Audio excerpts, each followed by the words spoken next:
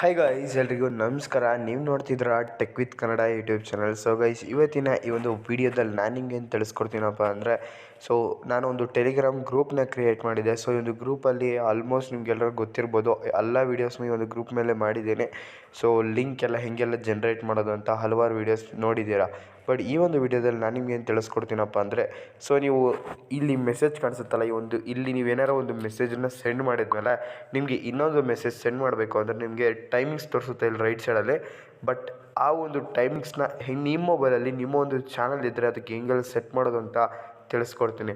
So ವೀಡಿಯೋನ ತುಂಬ interesting ಆಗಿರುತ್ತೆ, ಸ್ಕಿಪ್ ಮಾಡ್ದಲ್ಲೇ ಕೊನೆ ತನಕ ನೋಡಿ. ಹಾಗೆ ಯಾರೆಲ್ಲ ನಮ್ಮ ಚಾನಲ್ಗೆ ಇನ್ನೂ ಸಬ್ಸ್ಕ್ರೈಬ್ ಮಾಡ್ಕೊಂಡಿಲ್ಲ, ಈಗಲೇ ಸಬ್ಸ್ಕ್ರೈಬ್ ಮಾಡ್ಕೊಳ್ಳಿ. ಹಾಗೆ ಪಕ್ಕದಲ್ಲಿ ಕಾಣಿಸೋ ಬೆಲ್ಲೈಕನ್ ಕೂಡ ಕ್ಲಿಕ್ ಮಾಡಿ.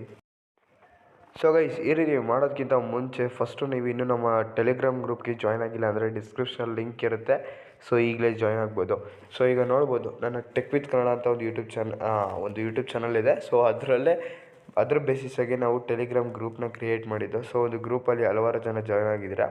ಈಗ ನಾನು ಅದಕ್ಕೆ ಹೆಂಗೆಲ್ಲ ಟೈಮಿಂಗ್ಸ್ನ ಸೆಟ್ ಮಾಡ್ಬೋದು ಅಂತ ತಿಳಿಸ್ಕೊಡ್ತೀನಿ. ಸೊ ಈಗ ಲಿಂಕ್ ಮೇಲೆ ಕ್ಲಿಕ್ ಮಾಡಿದೆ.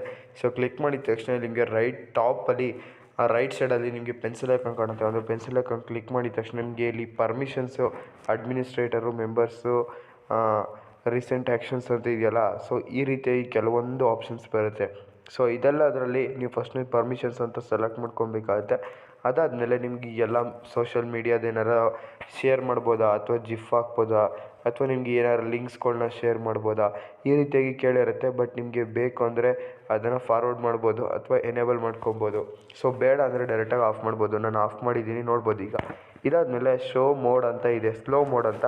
ಸೊ ಒಂದು ಸ್ಲೋ ಮೋಡ್ ಅಂದರೆ ಏನಪ್ಪ ಅಂದರೆ, ಇಲ್ಲಿ ನಿಮಗೆ ಆಫ್ ಅಂತ ಇರುತ್ತೆ. ನಾನೀಗ 1 ಅವರ್ಗೆ ಸೆಟ್ ಮಾಡಿದರೆ ಒಬ್ಬರು ಮೆಸೇಜ್ ಮಾಡಿದ 1 ಅವರ್ ಆದಮೇಲೆ ಸೆಕೆಂಡ್ ಮೆಸೇಜನ್ನ ಅವರು ಮಾಡೋಕ್ಕಾಗುವಂಥದ್ದು.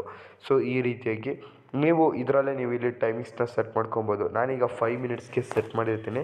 ಸೆಟ್ ಮಾಡಿ ಇಲ್ಲಿ ರೈಟ್ ಮಾರ್ಕ್ ಕಾಣುತ್ತಲ್ಲ, ರೈಟ್ ಮಾರ್ಕ್ ಮೇಲೆ ಕ್ಲಿಕ್ ಮಾಡಿದ ತಕ್ಷಣ ಅದು ಆಟೋಮೆಟಿಕ್ಕಾಗಿ ಸೆಟ್ ಆಗುತ್ತೆ.